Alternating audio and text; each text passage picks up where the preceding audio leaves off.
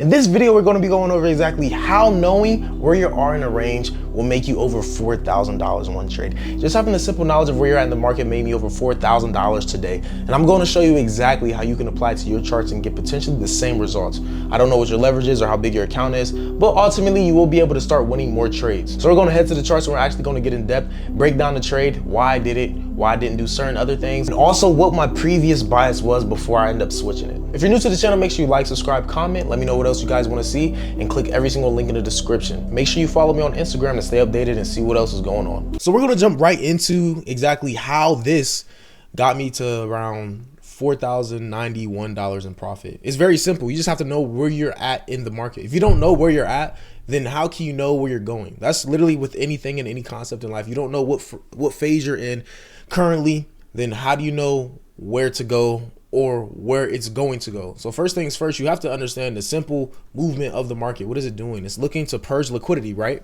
After it purges liquidity, what does it want to do? It wants to balance itself out, and it goes to an inefficiency within the internal range. So it looks for that internal liquidity, right? So when I took this trade, we started on the 15-minute time frame. I'm going to break it all the way down for the most part. Can't give too much sauce now, but I'm going to give you a healthy amount so where you can replicate this same strategy to yourself on your own charts. So what time I got on the charts around, let me see, around a little 9.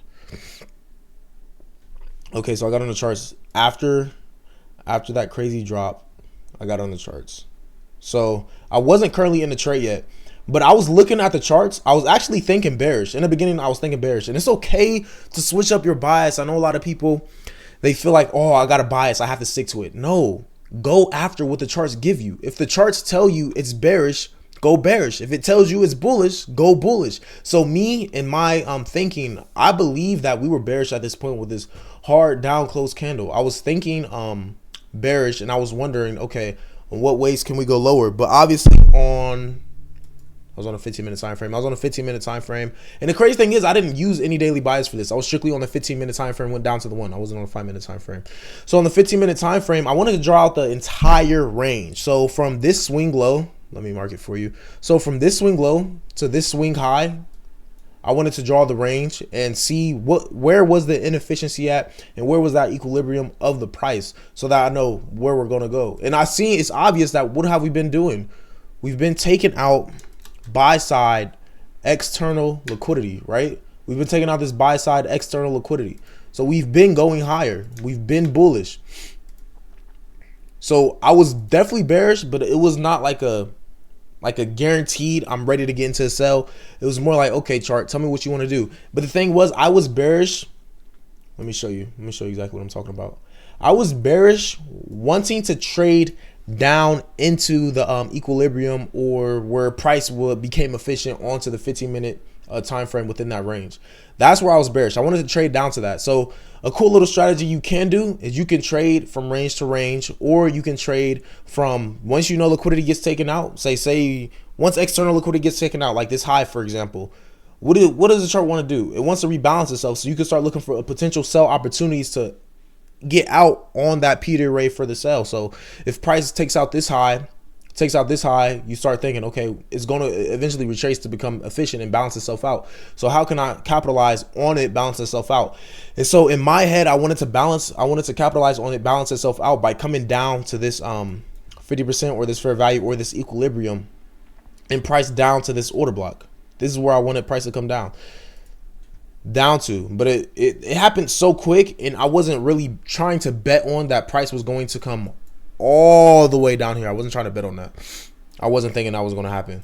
So price came down to the order block. Once I seen it came down to this order block, and it rejected so strong, so it came down to the order block which fell, what is it, in a discount. The order block fell and resided in a discount, right? So me knowing that an order block is falling in a discount, that triggers buy, right? That triggers bullish. If we have that strong rejection, is what is well respected zone where price is rejecting off of from it. So we come down to the 1-minute time frame, and we see prices turn around. It creates a swing high. So let the charts play out. It came It hit the equilibrium. So it was like at that point there was nothing for me to get in anymore. I could have capitalized on this from right here, but the RR for me, it just wasn't great enough. Like I'm not about to get anything that doesn't have a decent RR. So now I'm waiting for price to come back up and kind of create some kind of market structure shift, right? So boom, price does just that. Let it play out.